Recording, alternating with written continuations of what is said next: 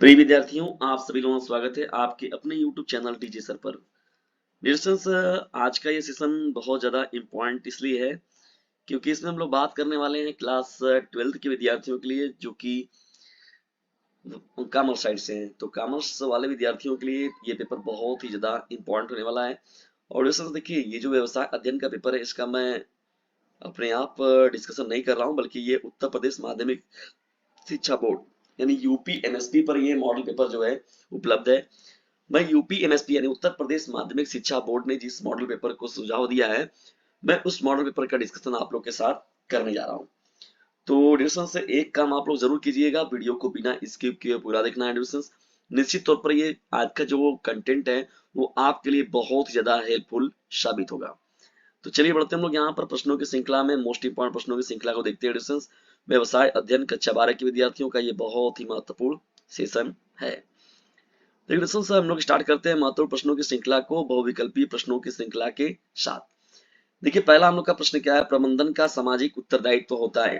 प्रबंधन का सामाजिक उत्तरदायित्व किसके प्रति होता है? सभी के प्रति, केवल कर्मचारियों के प्रति, सरकार के प्रति, केवल उपभोक्ता के प्रति। तो देखिए दोस्तों, यहाँ पर जो सभी के प्रति जो होगा वो राइट आंसर हो जाएगा। तो प्रबंधन का सामाजिक जो उत्तरदायित्व होता है वो सभी के प्रति होता है। बढ़ते दूसरे इंपॉर्टेंट प्रश्न की ओर। देखिए, दूसरा हम लोग का प्रश्न क्या है? वैज्ञानिक प्रबंध के जन्मदाता थे। वैज्ञानिक प्रबंध के जन्मदाता कौन थे? H S Person, Diemer, F W Taylor, इनमें से कोई नहीं। तो देखिए जो थे वो एफ डब्ल्यू टेलर थे। कौन थे? F W Taylor. ये देखिए इनका पूरा नाम अगर देखा जाए तो Frederick Winslow Taylor. Frederick Winslow Taylor जो थे वैज्ञानिक प्रबंधक के जन्मदाता थे। ठीक है, तो दूसरे का विकल्प नंबर स जो होगा वो करेक्ट हो जाएगा।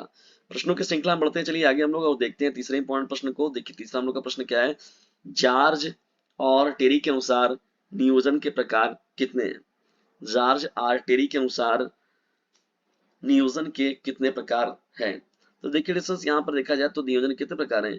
4 प्रकार हैं, जिसमें परिचालन योजना शामिल किया गया है, रणनीतिक योजना शामिल किया गया है, सामरिक योजना शामिल किया गया है और यहाँ पर सामरिक योजना के रूप में। तो यहाँ पर 4 देखिए जो होगा इस प्रश्न का राइट आंसर हो जाएगा। प्रश्नों की श्रृंखला में बढ़ते हैं आगे, यहाँ पर देखते हैं चौथे प्रश्न की ओर। गलत संगठन संरचना व्यवसायिक निष्पादन को रोकती है तथा यहाँ तक कि उसे नष्ट कर देती है, यह कथन किसका है? प्रश्न को ध्यान सुनिएगा।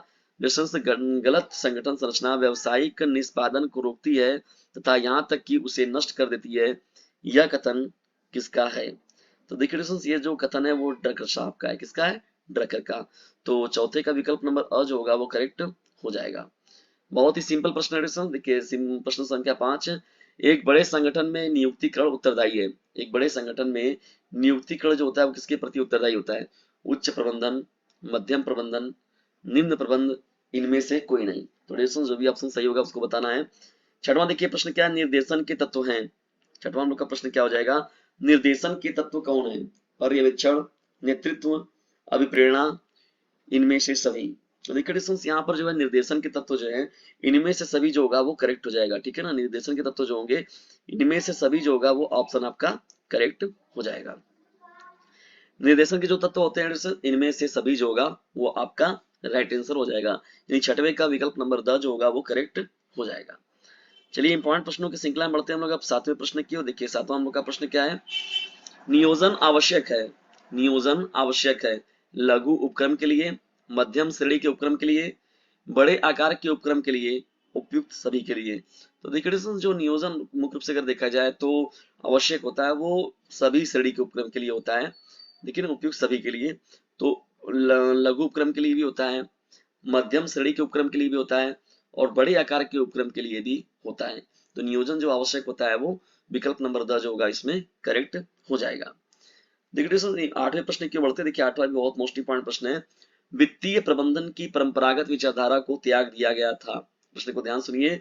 वित्तीय प्रबंधन की परंपरागत विचारधारा को त्याग दिया गया था 1910 से 1920 में, 1920 से 1930 में, 1030 से 1040 में, 1040 से 1050 में। तो 1920 से 1930 जो होगा देखिए इस प्रश्न का राइट आंसर हो जाएगा। देखिए, अगर बात किया जाए हम लोग तो यह एक पुरानी और अच्छी तरह से स्थापित तकनीक या रीति रिवाज था जिसे हम लोग वित्तीय प्रबंधन की परंपरागत विचारधारा की बात करते हैं, तो 1920 से 30 के बीच जो क्या किया गया, पारंपरिक दृष्टिकोण को त्याग दिया गया और प्रतिस्थापित कर दिया गया था इसको, ठीक है ना। तो ये सन जो होगा 1920 से 1930 ईस्वी राइट हो जाएगा, ठीक है ना। इंपॉर्टेंट प्रश्नों की श्रृंखला में बढ़ते हैं हम लोग। देखिए 9वें प्रश्न की ओर। देखिए 9वां हम लोग का प्रश्न क्या है, मोस्ट इंपॉर्टेंट ये भी प्रश्न है आप लोग का, भारत में कुल स्टॉक एक्सचेंज, जिसे हम लोग शेयर बाजार कहते हैं, तो भारत में कुल स्टॉक एक्सचेंज जो है शेयर बाजारों की संख्या कितनी है। प्रश्न को ध्यान सुनिए, भारत में कुल स्टॉक एक्सचेंज शेयर बाजारों की संख्या कितनी है, 21 है, 22 है, 23 है, इनमें से कोई नहीं। तो देखिए जो सेबी है, सेबी ने जितने स्टॉक एक्सचेंज को मान्यता दी हुई है शेयर बाजार को, वो है टोटल 23। कितने हैं टोटल 23। तो भारत में जो सेबी द्वारा मान्यता प्राप्त 23 स्टॉक एक्सचेंज हैं, कितने हैं 23। इनमें जो दो जो हैं बीएसई और एनएसई के राष्ट्रीय स्तर के स्टॉक एक्सचेंज है, याद रखिएगा दोनों को। इसके अलावा जो टोटल 21 जो है वो आरएसई मतलब कि रीजनल स्टॉक एक्सचेंज के अंतर्गत आते हैं, ठीक है ना। तो ये तो कुछ आपके लिए इंफॉर्मेशन था जो अलग से था। एच एल मैस्लो निवासी थे। एच एल मैस्लो जो थे एडिसन्स, वो एक बहुत ही महत्वपूर्ण मनोवैज्ञानिक थे और ये अमेरिका के थे, ठीक है ना। तो ये देखिए यहाँ पर मैस्लो निवासी कहाँ के थे, अमेरिका, संयुक्त राज्य अमेरिका, अमेरिका संयुक्त राज्य अमेरिका की ये निवासी थे। 10वें का विकल्प नंबर अ जो होगा वो करेक्ट हो जाएगा। क्वेश्चन देखिए यहाँ पर जब हम लोग चल रहे थे पहले ही मैंने बताया आप लोग को, व्यवसाय अध्ययन कक्षा 12 के विद्यार्थियों के लिए उत्तर प्रदेश माध्यमिक शिक्षा बोर्ड द्वारा सुझाया गया पेपर है। और देखिए अति लघु उत्तरीय प्रश्नों की श्रृंखला को देख लीजिए आप लोग, और इतने प्रश्नों को आपको तैयार करना पड़ेगा हर हाल में। अति लघु उत्तरीय का देखिए प्रश्न है, नियोजन की परिभाषा दीजिए, ये है पहला आपका प्रश्न। 11वें नंबर पर है, प्रबंधन के दो उद्देश्य लिखिए, प्रबंधन की परिभाषा लिखिए, संगठन के दो विशेषताएं बताइए, नियुक्तिकरण का अर्थ लिखिए, अभिप्रेरणा की क्या अवधारणा है लिखना है उसको, वित्तीय प्रबंधन की परिभाषा लिखिए, व्यवसायिक वित्त के दो महत्व लिखिए, कार्यशील पूंजी का क्या अर्थ होता है, मुद्रा बाजार का क्या अर्थ होता है, इसे लिखना है। तो ये आप लोगों का अति लघु उत्तरीय का ये इंपॉर्टेंट प्रश्न हो जाएगा। लघु उत्तरीय प्रश्नों की श्रृंखला में जब बढ़ते हैं देखिए दोस्तों, तो ये लघु उत्तरीय प्रश्नों की श्रृंखला है।